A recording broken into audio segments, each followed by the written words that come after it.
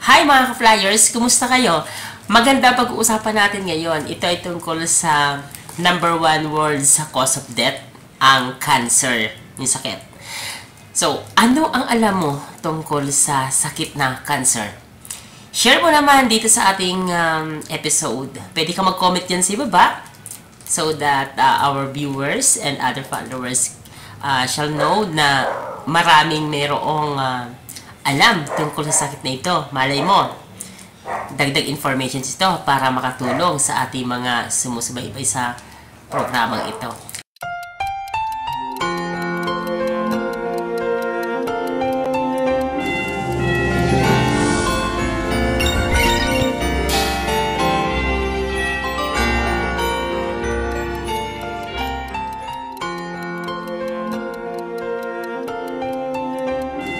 Wow!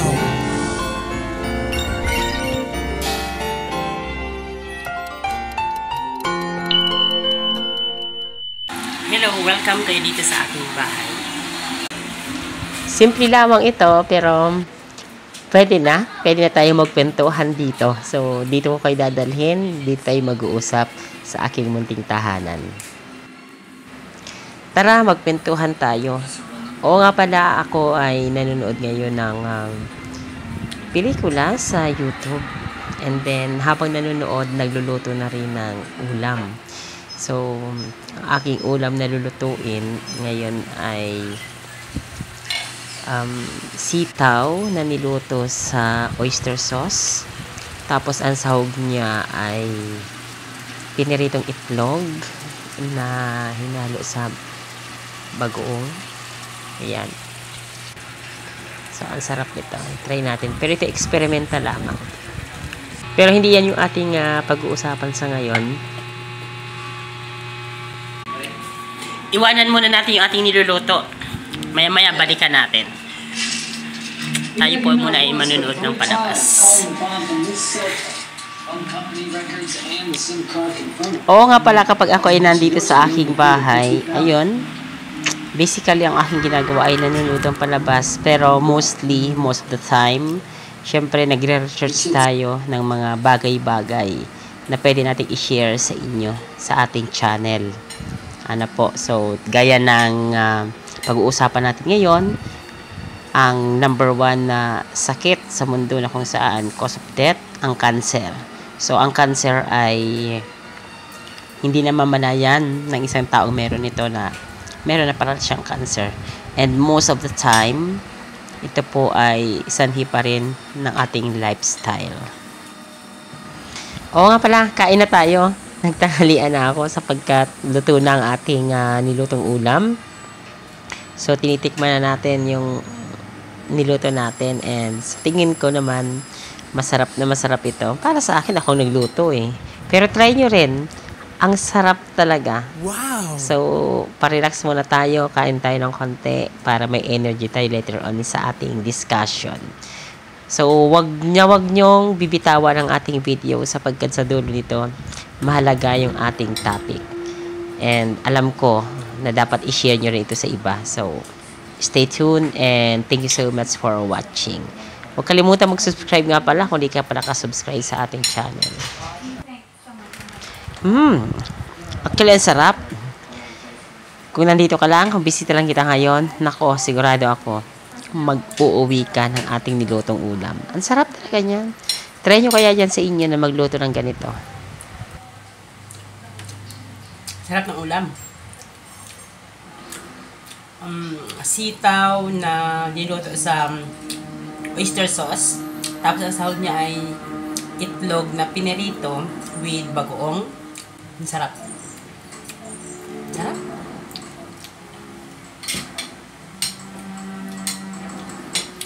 O nga pala, may pag-uusapan tayo mamaya after kung kumain. Regarding sa lifestyle pa rin natin sa health. So pag-uusapan natin yung mga causes and preventions ng sakit na cancer.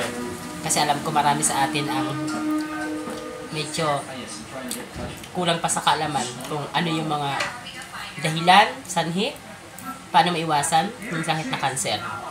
Ano po, so pagkatapos kumain, usap tayo. Dito lang sa Flyers TV and Salveo Well TV. Kung di ka pa nakasubscribe, mag-subscribe ka na. Thank you! Oo nga pala, bago ko makalimutan, gusto ko yung batiin ng maligayang pagsalubong ng bagong taon ng 2024. Ang wish ko para sa inyong lahat mula sa Flyers TV and mula sa Salveo Well TV, of course, from my heart. Have a prosperous 2024. Sana lahat tayo ay maging maganda ang darating na bagong taon. Okay? And of course, I hope na sana po ay marami pa tayong mag-encounter na magagandang kwento na ating itatampok sa ating channel sa Flyers TV and Salveo Well TV. Suportahan niyo po ang ating channel at marami kayong matututunang kwento na makakatulong hindi lamang po sa inyo at pwedeng makatulong sa ibang kakilala ninyo lalo sa mga kamag-anak natin. Don't forget to subscribe my channel, The Flyers TV, Salveo Well TV. This portion is brought to you by Salveo Well, saving lives. Salveo Barley Grass. Why Salveo? Because it is 100% pure and organic, a superfood, an FDA approved, a multi-awarded supplement, grown in a pollution-free environment, organically planted without pesticides and chemicals, harvested at a young age when it is nutritionally dense. Salveo Well, changing lives.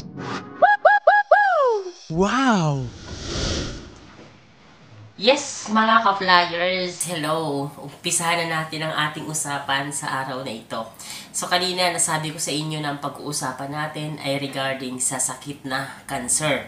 And yes, marami sa atin ang medyo kulang pa sa kaalaman kung saan nga ba nakukuha or ano yung mga sanhi, ano yung mga dahilan kung bakit mayroong sakit na cancer ang isang tao. Especially na yung mga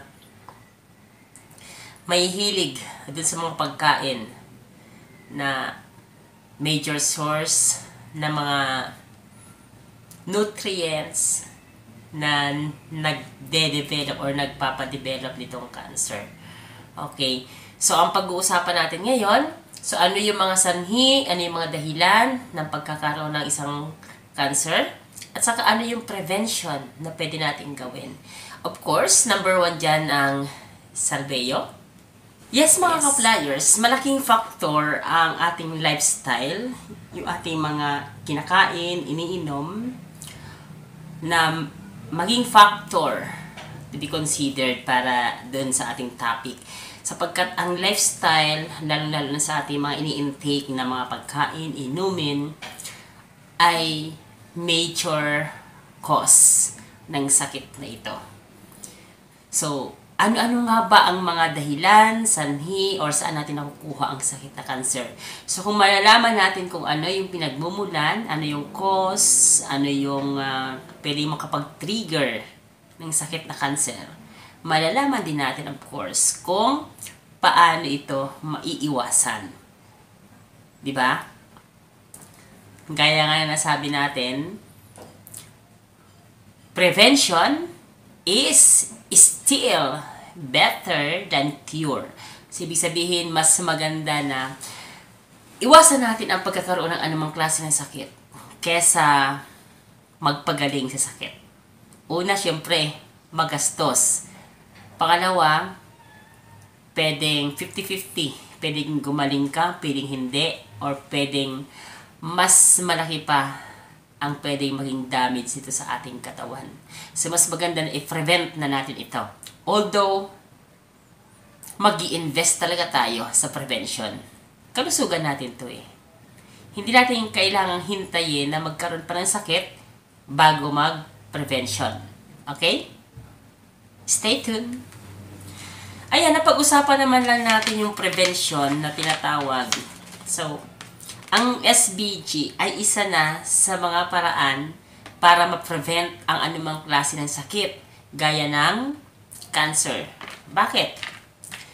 Malaki po kasi yung naitutulong ng SBG para ma-detox yung mga ini-intake natin na free radicals na causes ng iba't ibang uri ng sakit including cancer.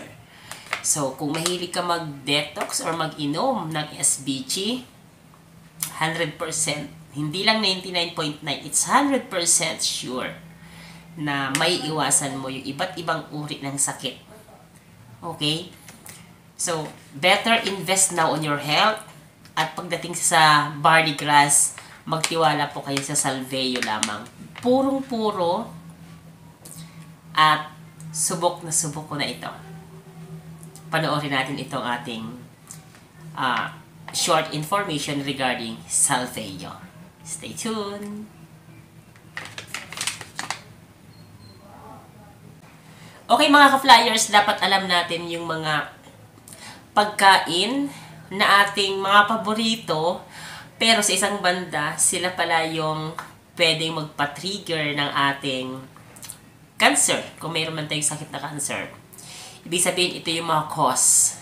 So, syempre, number 1 na dyan, although hindi natin i-discuss, is almost lahat ng sweets. Lahat ng sweets, including candies, chocolates, lalong-lalo na yung gumagamit ng mga artificial glucose or artificial sugar. Paboritong pagkain yan ng cancer cells natin. So, kapag mahilig ka sa matatamis, sobra-sobra, number 1 po yan na pagkain ng cancer cells natin. So, iwasan na natin ang sobrang tamis, especially the products that uses artificial sugar. Makukuha natin yan sa mga chocolates, candies, mga carbonated drinks, diba? So, yun. Isa yan sa mga dapat natin iwasan. Pero marami pang pagkain ang sadyang cause, dahilan ng sakit na cancer. At kapag nalaman mo ito na rin yung ating prevention. Ibig sabihin, iiwasan mo ng kainin ito or minimal. And of course, laging sasabayan ng SBG. We have to detox every time. Okay? Ayan, bago tayo magpatuloy, hawak ko dito ngayon yung dalawang Salveyo products na mga paborito natin ito lahat eh. Alam ko walang taong hindi mahilig sa kape. Ano ang connection nito sa ating topic? May connection pa rin siya sapagkat kung kayo po ay mahilig dun sa commercial coffee na mga 3-in-1, ano po. So, meron din yung mga ingredient na paborito ng cancer cells natin. Di ba may sweets din dyan and hindi natin sure kung artificial sugar ang gamit nga ba dyan o hindi. Pero may isa siyang ingredient na dapat iniiwasan natin. Ito yung mga trans fat. Diba? Trans fat, isipin mo, fat siya, mga taba, pero nagiging powder, hinahalo doon sa ating mga kape. So, kasama doon syempre yung mga hydrogenated oils, of course. So, iwasan natin yan. So, itong dalawa na ito yung kape ni Salveyo Well. So, very organic at very healthy. Lalo na kung may sakit ka sa puso o palpitation of the heart, ito yung the best. Itong shiitake. Kung ikaw naman ay parang sa tingin mo sobra-sobra ka na sa taba, gusto mong ma-maintain ang sexy body, no, physically fit, ito yung para sa iyo. Itong good shape skinny latte mula sa Salveyo. So, Salveyo yan, kaya tiwala ako dyan. Okay, balik tayo din sa ating topic. Ano pa yung mga pagkain na nagpapalala or pwede magpa-trigger or pagkain ng ating mga cancer cells sa ating katawan na nagkukos para ito ay mamaga, maging bukol. Diba? Number 1 nga, yung sweets na makukuha sa candies and chocolates. Ano pa yung iba? Marami pang iba. Mga paborito nating pagkain na dapat nating iniiwasan. Pero nakakategoryahan itong pagkain na ito kasi nasa daily meal natin yan. Nakakategory ito doon sa mga pagkain na malalansa. So kapag mahilig tayo dun sa mga pagkain na malalansa, yan, number 1 yan. Pero, disregard natin yung mga fish o isda. Malansa sila pero hindi sila kasama dun sa mga bawal. Questionable? tumuto ka para hindi kumunot ang iyong noo. Okay? Pag-uusapan natin yan after nitong ating patalastas. Okay, thank you so much, Salve Yuel, para dyan sa ating patalastas. Kaya tayo. O nga pala, pagdating sa tinapay, the best kung wet bread ang inyong mabibili sapagkat mas suggested natin yung wet bread kasi mas healthy siya kumpara dito sa white bread. Okay, back dun sa ating topic. Ano yung mga pagkain na malalansa na bawal masobrahan ka or hanggat maaari iwasan natin kumain ng sobra or kung may sakit ka na cancer, magpapatrigger lalo ito. Ito yung mga pagkain na malalansa. Disregarded dyan yung isda. Okay? Number 1 na malansa. Chicken. Manok. So, ibig sabihin, ang manok ay isa sa mga pagkain, ulam na malalansa na paboritong pagkain ng ating mga cancer cells. So, kung mahilig ka sa manok, napakalaki ng chance na magkaroon ka ng sakit na cancer. Pero disregarded natin dyan yung mga organic chicken. Pag sinabi organic chicken, never silang pinakain ng mga feeds. So, yung mga nasa province yun. Okay? So, okay yon. Chicken. Pag sinabing chicken, ibig sabihin, kasama dyan yung itlog. Huwag mo lang pag-usapan kung ano yung nauna. Itlog o manok. Pareho yan malansa, kaya pareho yan bawal hanggat maaari. At kung sobra-sobra sa consumption tayo sa manok or sa itlog, malaki ang chance na magkaroon ka ng sakit in the future na cancer. Manok. Pangalawa, sa malansang pagkain, of course, yung galing sa dagat, syempre. Disregard natin ang isda, pusit. So, yung mga may hilig sa pusit, malansa po ang pusit. So, ibig sabihin, healthy naman siya, kaya lang, pag nasobrahan, yun na nga. So, paborito ko pa naman yun. Ngayong alam ko na rin, hindi na rin ako kakain ng pusit muna. Paminsan-minsan siguro, or mahilig ka sa calamares, di ba? Calamares, pusit, kugita, yung family niya. Isa siya sa malalansang ulam or pagkain. Manok, itlog, pusit. Yung family ng pusit. Di ba? So, yun pala yun. So, meron pa nakasama dyan. Okay? Maliban dyan sa dalawa, meron pa. Okay, tuloy-tuloy na tayo. So, ano-ano pa yung mga ulam, pagkain na paborito natin na malansa na can cause cancer. Ayun. So, na-discuss na natin yung manok, itlog, basta hindi native, malansa yan. Pusit, ba? Ano pa yung ibang pagkain para maiwasan na natin? Yung iba pang malalansang pagkain na can cause cancer, walang iba kundi yung paborito nating ulam, paborito ko din yun, hipon. Hipon, diba? Lobster, wow.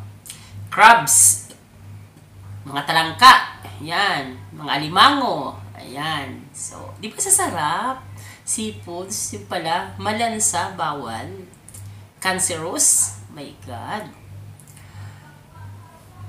Pampalasa, patis. Wow, masarap yung patis, pampalasa. Pampataas ng panlasa natin. Yung patis, malansa siya, bawal din. And of course, bagoong. Yung mga mahilig sa bagoong, paborito ko din yun. So, yung mga pagkain at ulam na yun, pag tayo po ay mahilig sa mga yun, 100%, it can accumulate in our body and it will turn into a deadly illness called cancer. So, kung gusto mo makaiwas sa sakit na cancer, iwasan ang pagkain sa mga ito or minimal. Hindi kasi natin maiwasan eh. Pero wag naman sana sobra. Ngayon, dahil hindi nga siya naiwasan, minsan nawawala sa isipan natin na ito ay malansa, ito ay bawal, ito ay nakakasama. So, it freely intake in our body. Ibig sabihin, yung free radicals, kaya siya free radicals kasi ayaw mo man, pero kusang na ipapasok natin sa loob kasi hindi mo namamalayan na naipapasok natin. That's why napakahalaga ng papel ng Salveo barley grass. Pagdating sa barley grass, Salveo lang ang dapat pagkatiwalaan natin. Bakit? Puro siya, walang halo. Tested ko na yan at madami ng kwentong nagpapatunay na very effective ang Salveo barley grass. Napakamahal daw, meron namang mura. Ba't ka magtitiwala sa mura? Ito baga ay planted doon sa hindi polluted area. Mahalaga din kasi yon na cost. So mahal siya kasi galing yan sa Australia.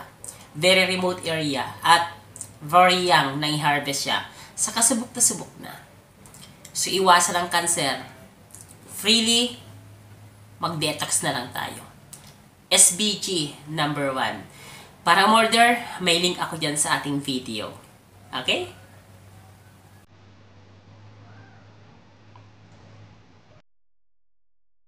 This portion is brought to you by Salveo Well, saving lives. Salveo barley grass. Why Salveo? Because it is 100% pure and organic, a superfood, an FDA approved, a multi-awarded supplement, grown in a pollution-free environment, organically planted without pesticides and chemicals, harvested at a young age when it is nutritionally dense. Salveo Well, changing lives. Wow!